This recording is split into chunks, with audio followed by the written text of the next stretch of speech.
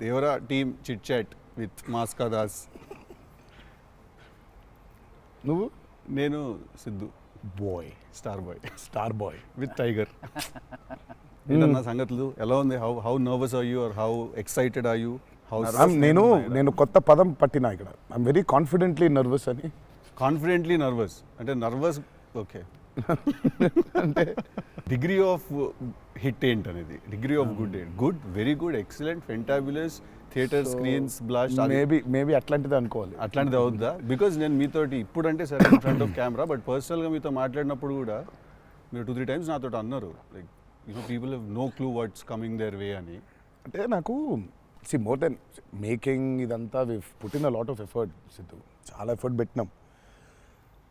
But నాకు idea పరంగానే నాకు చాలా ఇష్టమైన పాయింట్ ఇది. యూజువల్గా మీకు కమర్షియల్ మెయిన్ స్ట్రీమ్ మూవీలో ప్రొటాగనిస్ట్ ఎప్పుడు మనుషులకి లేదా వ్యక్తులకి కాన్ఫిడెన్స్ ఇవ్వడానికి వస్తాడు, ధైర్యం చెప్పడానికి వస్తాడు ప్రొటాగనిస్ట్ ఎప్పుడైనా. కమర్షియల్ మెయిన్ స్ట్రీమ్ మూవీలో చూస్తే డౌన్ ట్రాడన్ పీపుల్లో నుంచి కానీ అందులో నుంచి కానీ వచ్చి వాళ్ళకి కాన్ఫిడెన్స్ ఇచ్చి ముందుకు తీసుకెళ్తాడు, ధైర్యం ఇచ్చి. వాళ్ళకి ధైర్యం అవుతాడు బేసిక్గా. కరెక్ట్. బట్ ఇదేంటంటే బాగా ధైర్యం ఉండే వాళ్ళకి భయం అవుతున్నాడు. బాగా ధైర్యం మితిమీరిన స్థాయికి వెళ్ళిపోతే వాళ్ళలోంచి ఒకటి వచ్చి లేదరా ఇంత ధైర్యం మంచిది కాదు లైఫ్లో, ఒక లెవెల్ ఆఫ్ ఫియర్ ఉండాలి మనిషికి. ఫియర్ అంటే నేను రెస్పాన్సిబిలిటీ అనుకుంటాను నేను. కరెక్ట్. ఇంకో విధంగా ఇప్పుడు మనం రెడ్ లైట్ ఉంది, ఆగాలి, అదో రకమైన భయమే. కరెక్ట్. మనం స్కూల్కి వెళ్ళాలి, నేర్చుకోవాలి, లేదా ఎగ్జామ్ రాయాలి, అదో రకమైన భయమే అది. So basically every person should have healthy respect towards fear. Okay. So correct. నాకు ఆ పాయింట్ బాగా నచ్చింది సిద్ధు. నాకు ఐ రియలీ అంటే యూజువల్గా కమర్షియల్గా సినిమా చేసుకుంటూ పోతే మనం యాక్షన్ పెడతాము, బిల్డప్ షాట్లు, ఇవన్నీ ఇదంతా okay. But Shiva speciality of his movies is, తన మూవీస్లో మామూలుగా చూసుకుంటే చాలా మూవీస్లో కూడా ఒక మెసేజ్ ఉంటుంది. He's feels very responsible for the society.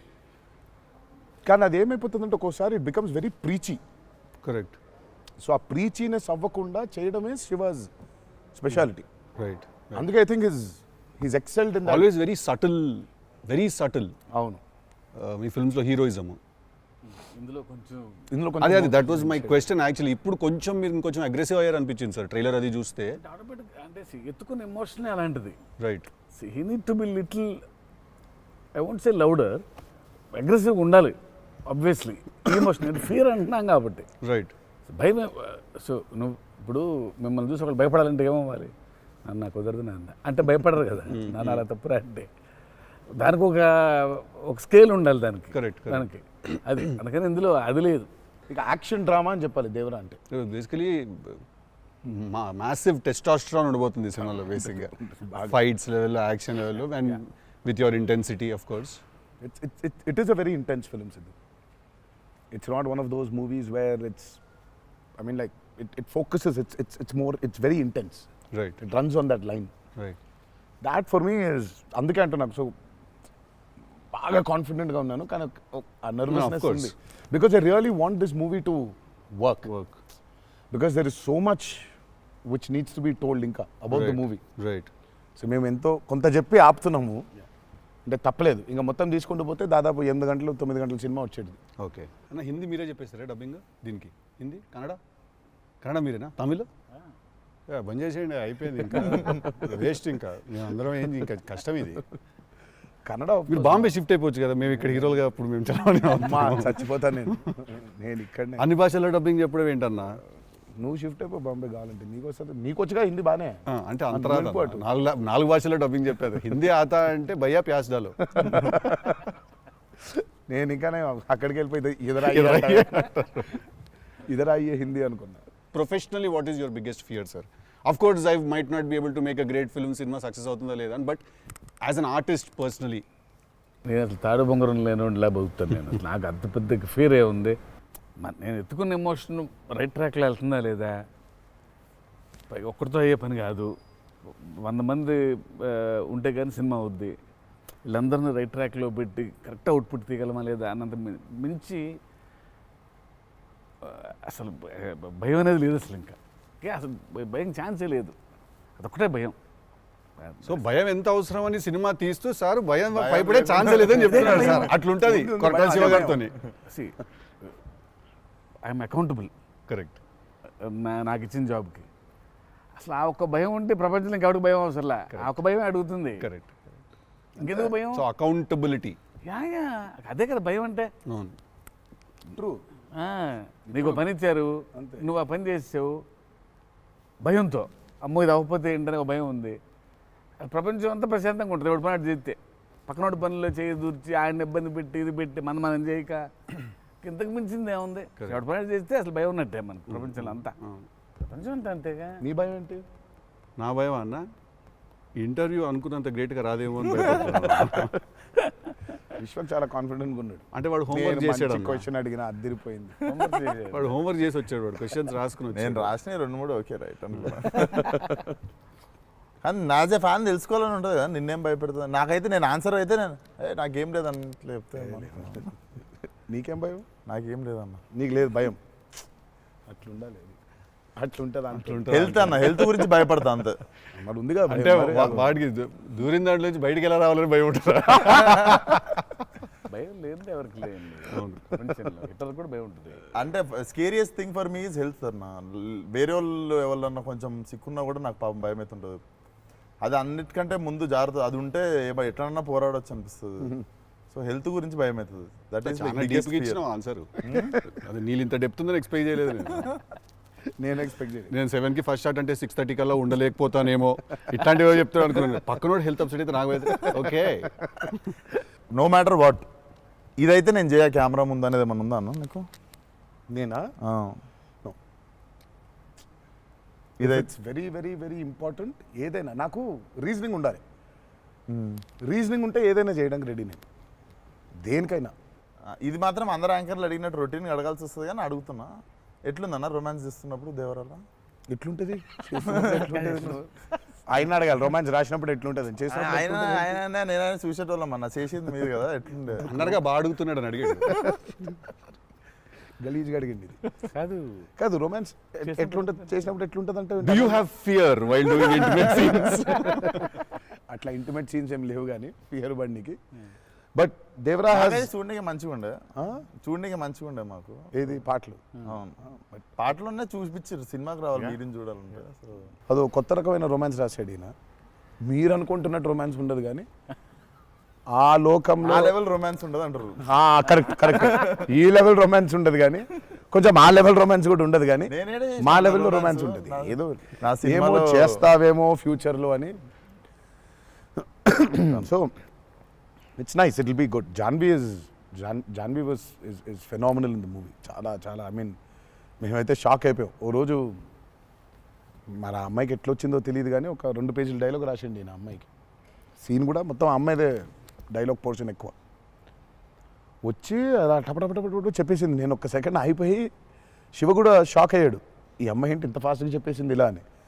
సరే ఎందుకని మంచిది ఓకే అనుకుంటే ఒకసారి చెక్ చేసుకుందామంటే నేను వెనకాల నుంచి ఇలా అంటున్నాను, అద్దిరిపోయింది శివ ఓకే అనే అని. ఫ్లోలో వెళ్ళిపోయింది మొత్తం. ఎక్స్ప్రెషన్స్, ఆ మధ్యలో పాజులు, మధ్యలో యాక్టివిటీస్ చేసుకుంటూ టక్కన లాంగ్వేజ్ ఇంకా గ్రిప్ దొరకని యాక్టర్కి అన్ని ఆ యాక్టివిటీస్తో చేయటం, ఆయనతో ఉండటం, ఆ పాజులు ఉండటం, ఆయన రియాక్షన్ మళ్ళీ పసిగట్టి మళ్ళీ మాట్లాడటం ఇంత కష్టం కదా. అర్థమైంది. Homework done. That I think she'll become very big. She's got that phenomenal talent.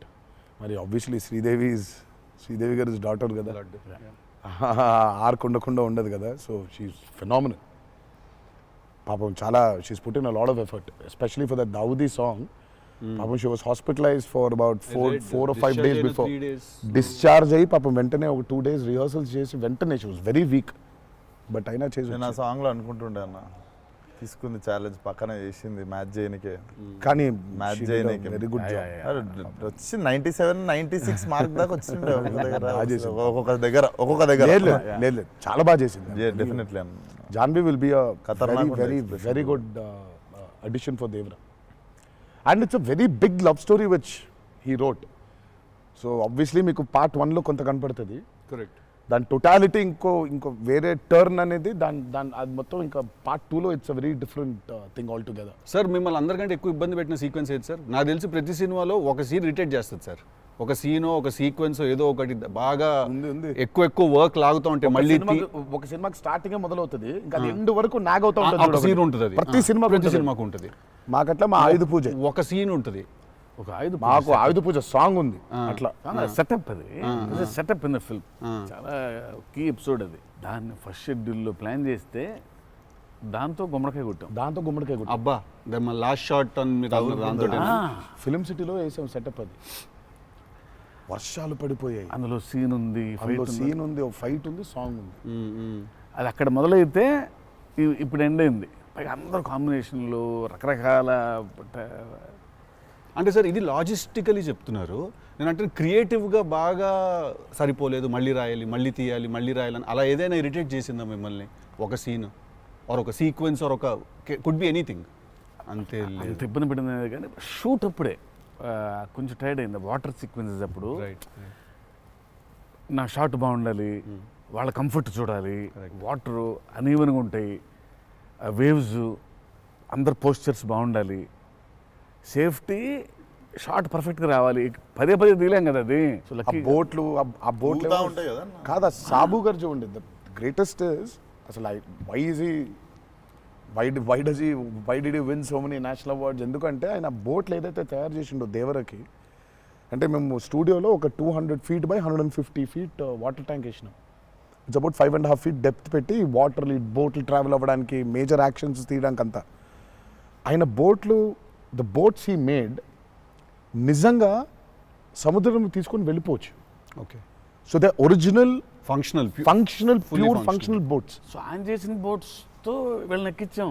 Okay, ఇప్పుడు ఒక 4 బోట్లు కావాలి. సో వీళ్ళందరూ వెళ్ళడానికి మనం ఏమనుకుంటాం, బోట్లు అంటే ఇప్పుడు తెప్పిస్తారు, ఎక్కిస్తాం అనుకుంటాం కదా. సార్ తెప్పిస్తారు లేవు, మనం చేసేయటం అన్నాడు. సార్ బోటు చేయటం ఏంటి సార్ అసలు? అది వేరే మెకానిజం కదా అంటే, అవును మెకానిజమే, బట్ ఫిజిక్స్ తెలుసు నాకు, సేమ్ మెకానిజం చేస్తాం అని చెప్పి బోట్లు తయారు చేశారు. వాటర్లో పోవాలా కానీ వాటర్ లోపలికి రావద్దు, అదే మెకానిజం. ఇప్పుడు మనకు కార్ కావాలంటే కార్ తయారు చేయరు కదా, కార్ తీసుకొస్తాను షూటింగ్కి, బట్ ఆయన కార్ తయారు చేసేస్తారు. ఆ షాక్ కదా అది. Which is very friendly to shoot, friendly to act for actors. RRRలో ఒక ట్రామ్ ఉండింది. అవును, అదేమనుకున్నారు, అంబాసిడర్ కార్ అది. అంబాసిడర్ కారు లోపల స్టీరింగ్ వీల్ పెట్టి చుట్టూ కట్టేసిన డబ్బా ఆయన. సో ఆ ట్రామ్ ముందుకు వెనకపోతుంటే మధ్యలో ఒక స్టీరింగ్ తిప్పుతున్నాడు. That's an Ambassador car. Full కాన్ఫిడెంట్గా ఉంటారు ఆయన. ఓయా, సార్ ఒక కార్ కావాలంటే జనరల్గా ఒక కార్ తీసుకొస్తాం ఎవరైనా వాళ్ళని అడిగి. బోట్ ఇమాజిన్ ఆన్సర్, సార్ బోట్లో చేసేద్దామంటే వీళ్ళని ఎక్కించడానికి చేసాం. ఓకే సరే, మన సముద్రం మన కంట్రోల్ అంటే సపోజ్ ఈ ఫ్లోర్ అంతా సముద్రం మనం క్రియేట్ చేసుకున్నాం, వెళ్తున్నారు. షూటింగ్కి వెళ్ళాం గోవా వెళ్తే అక్కడ రంగుల బోట్లు, నా కలర్ బోట్లు కాదు అవి, నా ఓల్డ్ కొంచెం ఎర్తీ టోన్స్ బ్రౌన్ కలర్ బోట్స్, అలాంటి బోట్లు కావాలి మనకి. అక్కడ అన్ని రంగులు కొత్త పైగా మోడర్న్ బోట్స్, ఫైబర్తో చేసిన బోట్స్, వుడెన్ బోట్స్ కాదు అవి. ఏంటంటే లేదు నేను మన బోట్ తీసుకొచ్చాం అన్నారు. సరే ఇది నిజమైన సముద్రం అండి, మనది ఏంటంటే దానికి బోట్ లాక్కొచ్చి మోటార్ ఒకటి పెట్టి బిగించేసి పద వెళ్దామంటున్నారు. వెళ్ళిరా సార్? వెళ్ళాము యాక్టర్లు తీసుకొని మరి ఈత వచ్చా సార్? అందరికి వచ్చు. ఇంకొంచెం ధైర్యం ఉంటుంది. వెంట మిడిల్ ఆఫ్ ది సీ ఈ బోట్తో అసలు probably has and one of the biggest assets for Devara. 3 cinema వచ్చినప్పుడు బ్యాక్గ్రౌండ్ స్కోర్ పెట్టుకొని ఫుల్ ఇంటుండే ఆ టైంలో Anirudh. And I was waiting, మీరు అనిరుద్ నేను పూజ అయినప్పుడు కూడా ఫుల్ హ్యాపీ అయిన ఉండే అరవింద్ సమేతకి. ఓకే ఫైనల్లీ మా విజువల్ మా స్పీకర్ 2 కలిసినాయి అనుకుంటుండే. But definitely when Anirudh came on board for this film I was the first person.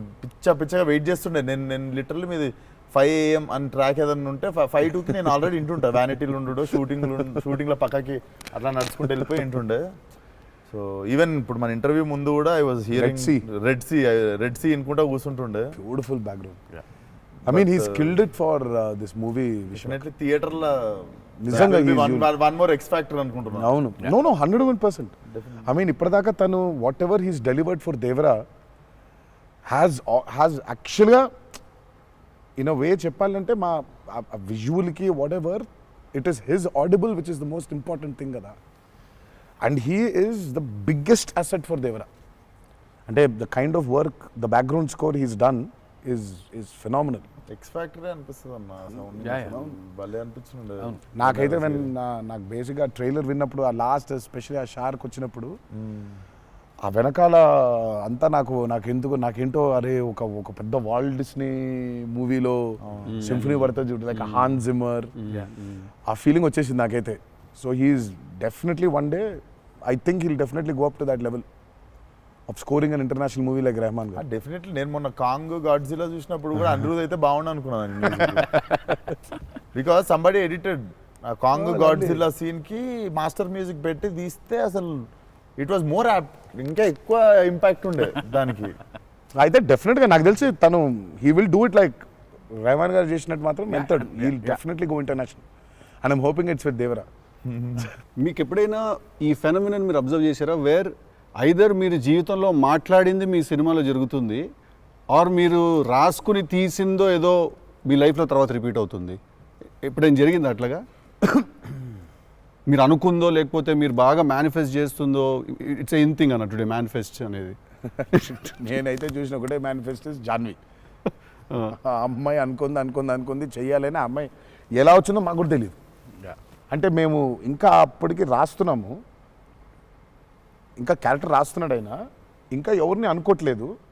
ఆ అమ్మాయేమో నేను చెయ్యాలని చెప్పింది. అసలు we weren't even in the space of okay ఈ అమ్మాయి అయితే బాగుంటుంది, ఈ అమ్మాయి అయితే బాగుంటుంది.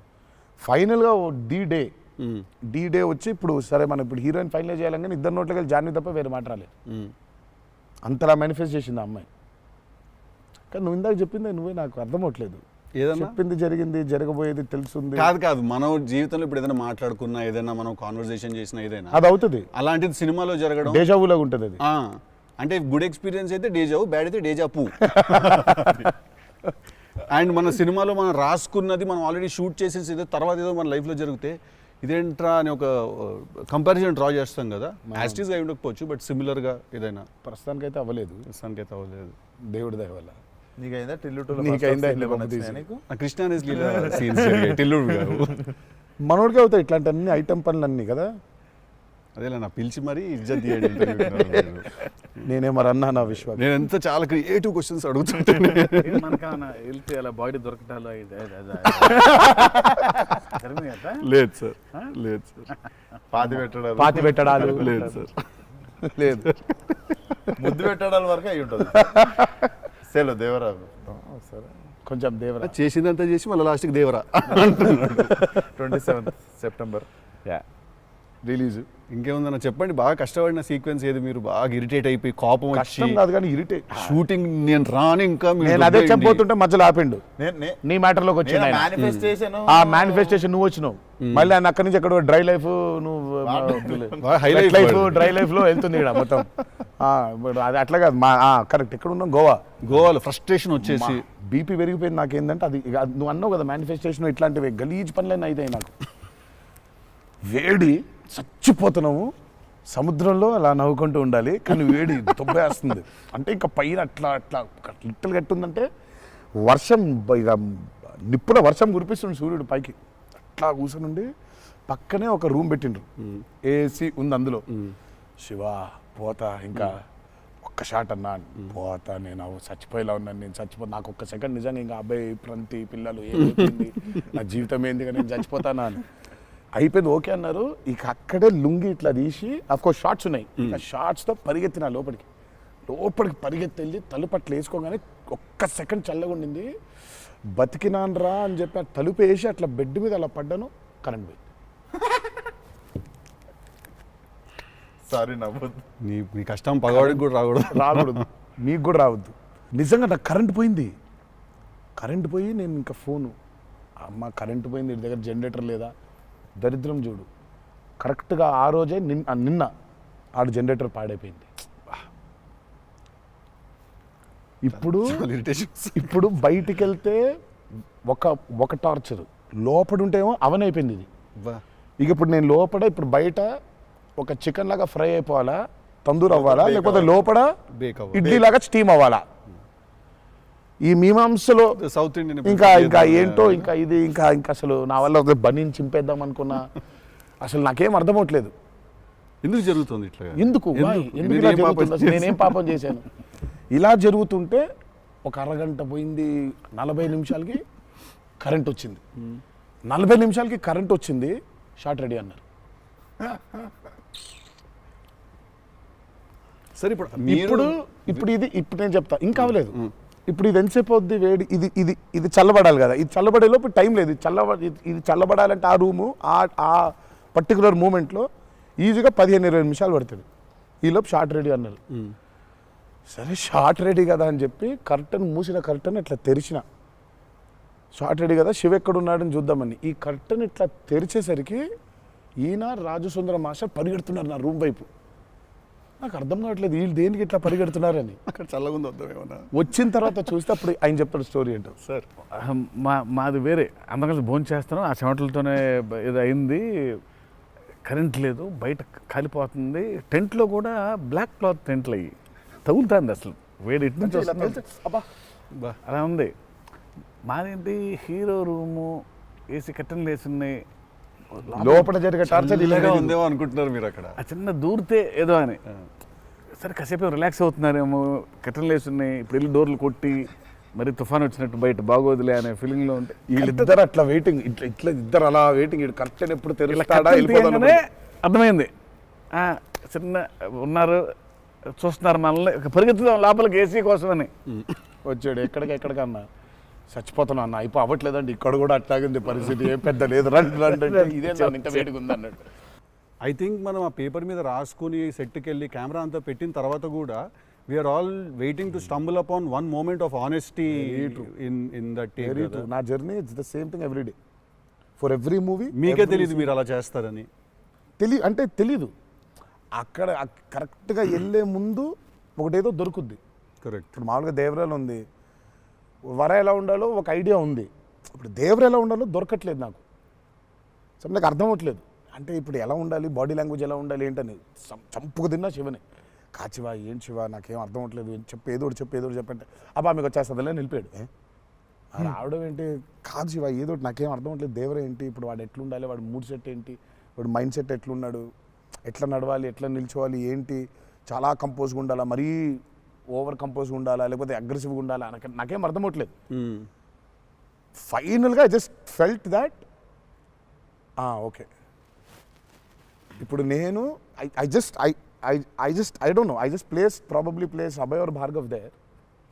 సీన్ ఏంటంటే కొడుకుతో సీన్ ఉంది అక్కడ, ఇప్పుడు నేను ఎట్లుండాలి అనేది నా అర్థం అవ్వట్లేదు. సో ఇమ్మీడియట్గా I just felt that okay అసలు ఇది అంతా కాదు, దేవరాజ్ ఫాదర్ కదా, ఆ ఫాదర్ ఇన్స్టింక్ట్ తెచ్చాయి ఫస్ట్. రైట్. కొడుకుతో ఎట్లుంటున్నాడో తెలిస్తే సమాజంతో ఎట్లుంటున్నాడో అర్థమైపోతుంది. కరెక్ట్. అలా దొరికింది.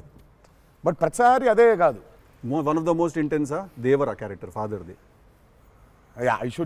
I definitely will say that. డెఫినెట్గా పర్ఫార్మెన్స్లో మీకు అగ్రెసివ్నెస్ కనిపించదు అట్లా, అంటే nature of Devara's not that, కానీ సముద్రం అంతా డెప్త్లో భారం మోసే క్యారెక్టర్ అది. So philosophically అగ్రెసివా?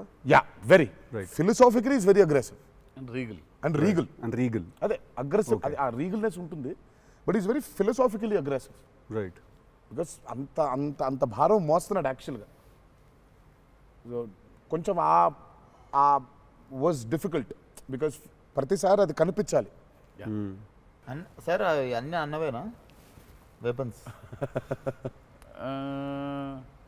నేను Technical production చాలా వరకు వాడారు. చేస్తున్నా. టెక్నికల్గా ప్రొడక్షన్ అంటే ఆబ్వియస్లీ ఈ చివరిది ఆయనదే, మిగిలిన కూడా వాడేశారు. అది సైఫ్ గారిదా సార్? అది అసలు అందరూ ఉన్నాయి అందులో, అందరూ అందరూ ఆయుధాలు ఉన్నాయి దీంట్లో. ఈ ఆయుధాలు నేను సంగతి నేను ఇప్పుడే ఆయుధ పూజ నాకు చాలా కనెక్ట్ అవుతుంది సార్. అన్ని ఆయుధాలేగా, వి ఆయుధం అన్ని ఆయన ఆయుధాలు. ఎందుకంటే వీళ్ళు ఆయన క్యారెక్టర్స్ రాసినప్పుడు అసలు ఈ వరల్డ్లో ఉండే మనుషులు ఎట్లుంటారంటే there is no deity worship. Deity worship లేదు. రైట్. వాళ్ళు పూజించేది వాళ్ళ ఆయుధాలని. So they worship their weapons which are coming from తరతరాల నుంచి వచ్చే ఆయుధాలని పూజిస్తారు వాళ్ళు. సో డైటీ వర్షిప్ లేదు వాళ్ళకి. ఓహో, ఓకే. ఆయుధాలే ఒక కులం లేదు వాళ్ళకి, ఒక మతం లేదు, భయం అసలు అసలే లేదు. భయం అసలే లేదు. అదే ట్రైలర్లో రాసింది. అంటే బట్ అసలు సో అందుకే వాళ్ళకి weapons are very very very important. Why is it so important అనేది వీళ్ళు యాక్చువల్లీ ప్రాబబ్లీ సినిమా చూసినప్పుడు ఆ ఎండ్కి ఒక డైలాగ్ ఉంటుంది. ఆ డైలాగ్లో కూడా దాన్ని బాగా ప్రొఫిస్కేట్ చేశారు, చాలా ఇంపార్టెన్స్ క్రియేట్ చేశారు దానికి, ఆయుధ పూజ అనే దానికి. ఇక పొద్దున్న లేస్తే ఆయుధాలను పూజించి ఆయుధాలు వాడే వాళ్ళకి ఇక ఏం భయం ఉంటుంది? చేతిలో ఒక ఆయుధం పెట్టుకుని వాళ్ళు భయపడరు కదా, ఆయనే ఒక ఆయుధం వాళ్ళగా. కరెక్ట్. ఇప్పుడు కార్పెంటరీ చేసే వర్కర్స్కి ఆ కార్పెంటరీ టూల్సే దేవుళ్ళ లెక్క. కరెక్ట్. లైవ్లీహుడ్. సో మనం బేసిక్గా ఎప్పుడు కూడా అట్లాగే ఉండేవాళ్ళం. మనం ఆయుధ పూజ అందుకే ఉండేది. ఆయుధ పూజ అందుకే మన పనిముట్లు ఏవైతే ఉన్నాయో అందుకే మనం కార్లకి మొక్కుకుంటాం, కార్లకు పూజ చేస్తాం, మనకి లైవ్లీహుడ్ అని. సో వాళ్ళకి ఆయుధాలు లైవ్లీహుడ్. సో ఆయుధాలే లైవ్లీహుడ్. కాన్సెప్ట్ లెవెల్లోనే వైలెంట్ ఉన్నారు వీళ్ళు.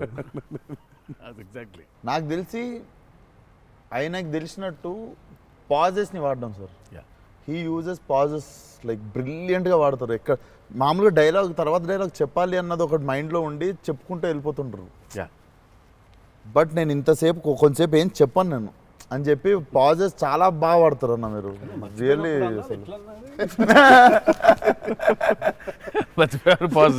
మర్చిపోయిన వెంటనే అది వేరే యాక్టర్. ఆర్టిస్టిక్ పాజ్ ఇచ్చి అలా పక్కకు ఒకసారి చూసి చెప్పరా ఏడి అది వేరే ప్రాంప్టింగ్ కోసం వేరే మళ్ళీ కట్ అంటే మొదటి నుంచి చెప్పాలి. మర్చిపోవడం అనే డైలాగు నువ్వు నాకు తెలిసి అడగొచ్చు ఎక్కడన్నా కానీ అక్కడ 3 పేజీలు 4 పేజీలు మరి చేసే కామెడీ కూడా చేయనీడంటండి. ఫన్ కావాలన్నారు ఇంటర్వ్యూలో, నేనేదో ఫన్ చేస్తున్నాను. మాస్కా దాస్ అక్కడ నచ్చట్లేదు అన్న. మన ఇద్దరు ఫ్రెండ్షిప్ జెలసీ వస్తుంది. ఆ రోజు కూడా గుర్తుందా? మా ఇద్దరు ఫ్రెండ్షిప్ మీద జెలసీ ఉంది. ఓ రోజు ఇద్దరం కలిసాం. టిల్లు మనోడిది టిల్లు 2కి pre release I mean Success success కి ఫంక్షన్కి వెళ్తున్నాను, పిలవడానికి వచ్చాడు, ఉన్నాడు అక్కడ, మాట్లాడిన తర్వాత విశ్వక్ గుర్తొచ్చాడు. విశ్వక్ ఫోన్ కొట్టా.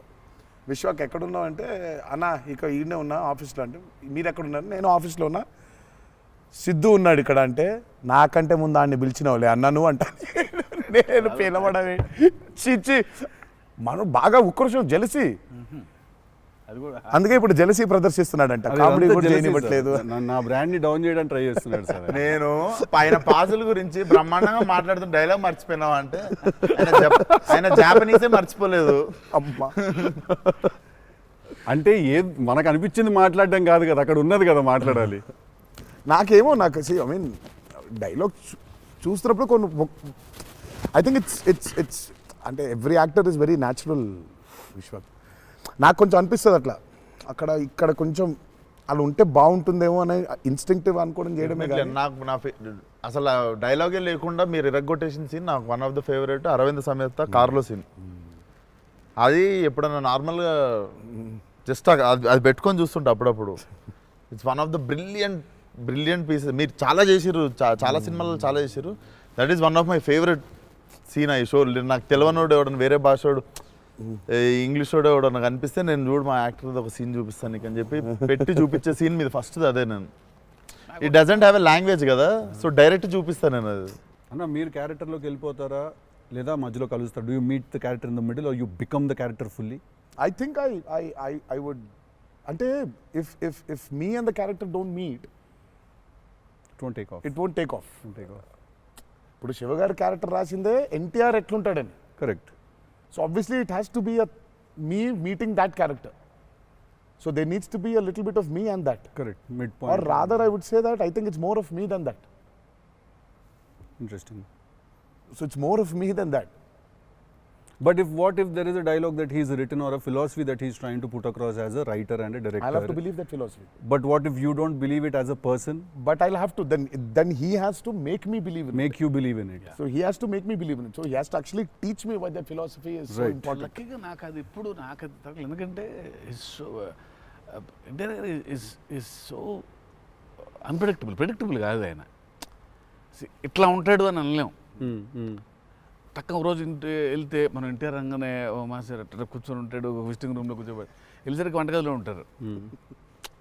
అంటే ఎక్కువ వంటగదిలోనే ఉంటా. ఇప్పుడు ఎలా ఉంటాడు, కోపం వెళ్తే ఫుల్ కెండలు, ఉంటాయి. సో ఇలా ఉంటాడు అసలు అది ఇప్పుడు లేదు అసలు. We don't know. Yeah, it's very unpredictable. సరదాగా ఉంటాడు, పిల్లలతో కాసేపు, చిన్న పిల్లలకు అన్నం పెడుతుంటారు. You don't know what At any given point of time, energy లో అయితే ఉంటారు. సో అందుకని పెద్దగా ఇలాంటిది రాయాలి, ఇలా ఉంటారు ఆయన అసలు ఆగోలేదు నాకు ఎప్పుడు. Okay okay. చిన్న బెదురుగా ఉంటుంది, అన్నీ ఉంటాయి. సో అందుకని ఆయన ఇది ఇట్లా రాయాలి అని అన్ని లెక్కలు లేవు అసలు ఎప్పుడు నాకు. బికాజ్ వెరీ క్లోజ్గా చూస్తాను కాబట్టి నేను రైట్. అది రోజు అదే నాకు కొంచెం భారం వేయడం ఇష్టం ఉండదు. ఉండదా? లూజ్ అయిపోవాలి, చాలా ఫ్లూయిడ్గా ఉండాలి. నాకు జనరల్గా కూడా లైఫ్లో అలాగే ఉంటాను కూడా నేను. ఎంత సాధ్యం ఉన్నంత వరకు కొంచెం ఫ్లూయిడ్గా ఉండడానికి ట్రై చేస్తాను. ఇప్పుడు ప్రాబ్లం ఏంటంటే ఇప్పుడు మన ఇమేజ్ని చాలా సీరియస్గా తీసేసుకొని ఇప్పుడు ముందుకి అసలు ఇంకా విశ్వాక్ అడుగు మళ్ళీ అన్ని నేనే అడుగుతున్నాను, నువ్వేం అడగట్లేదని స్టార్ట్ చేస్తావు. ఏం లేదు సార్, ఇప్పుడు అంటే దీనికి మేము వచ్చి ఇంత చేసినందుకు ఏదన్నా ఒక ఎక్స్పెక్టర్ ఉండాలి కదా మాకు. ట్రైలర్లో లేని డైలాగ్ ఏమన్నా వినడానికి ఏమన్నా చిన్న ఛాన్స్ దొరుకుతుందా ఇప్పుడు ఏమన్నా? నేను యాక్చువల్లీ సినిమా చూస్తాను, గిఫ్ట్ హ్యాంపర్ లాంటిది ఏదైనా ఇస్తే ఇంకా హ్యాపీ అని నేను ఫీల్ జనరల్గా సార్ ఒక డైలాగ్ చెప్పండి. అదే అట్లా అడగలేదు నేను, యాంకర్లో అడగొద్దని కానీ అదే అడిగిన, అదే క్వశ్చన్ అలా కాదు, అదే క్వశ్చన్. ఇది ఈ డైలాగ్ పేలుతుంది అని చెప్పలా. అసలు పంచ్ పంచ్ అయిపోతుంది అక్కడ. సో అందుకని నేను పర్టికులర్గా ఇది ఒక ఆడియో ఫంక్షన్లో చెప్పాల్సిన డైలాగ్ ఒకటి. నువ్వు వచ్చి ఇక్కడ చేసినందుకు నీకు డైలాగ్ కావాలంటే బిర్యానీ వండి పంపిస్తా, తిను. సూపర్. బెస్ట్ కదా, అదే బెస్ట్, అదే బెటర్. బిర్యానీ వండి ఎక్స్ ఫ్యాక్టర్ అదే నీకు. ఇక చెప్పానన్న డైలాగ్ వేసి అర్థమవుతుంది. అర్థమైంది చెప్పానని చెప్పి బాగా డిప్లొమాటిక్ గా చెప్పారు ఇద్దరు. అర్థమైంది, బిర్యానీ ఒకటేనా అని చూస్తున్నా అంతే. ఎక్స్ట్రా బిర్యానీ ఇక ఫుల్ ఇక పంచపక్ష పరమాణాల్లో ఉండాలంటే సినిమా రిలీజ్ వరకు ఆగలను, అదే 27th తర్వాత. Yeah. బట్ థ్యాంక్ యూ, మీ ఇద్దరు వచ్చి మా ఇద్దరితో ఈ ఇంటర్వ్యూ అన్నది కానీ చిట్ చాట్, ఈ chit chat. Thank you so much, మాట్లాడుకుంటుంటే అంతే. Thank you so much Vishwak, thank you so much. Genuine pleasure. Wanted to meet, wanted to understand. ఇన్ని సంవత్సరాల నుంచి కష్టపడి సినిమా తీస్తున్నారంటే at least with in the industry ఉన్న మాకైతే అర్థం అవుద్ది దాంట్లో ఎంత కష్టం ఉంది ఏంటనేది. So we wish you guys all the very best. Thank you so much. Not that you need it, looks No, very no, we need it, promising. we need it. But I mean బయట నుంచి కావాలి ఎన్ని blessings అయినా అన్ని blessings కావాలి మాకు. ఆ విషయం మాత్రం కాంప్రమైజ్ లేదు. ఎన్ని బ్లెస్సింగ్స్ వస్తే ఇచ్చేయండి మాకు, తీసేసుకుంటాం. లుక్స్ డామ్ ప్రామిసింగ్ అన్న. Can't wait to see. Thank you. 27th September. కలుద్దాం మనం, చిల్లు కొడదాం. Done.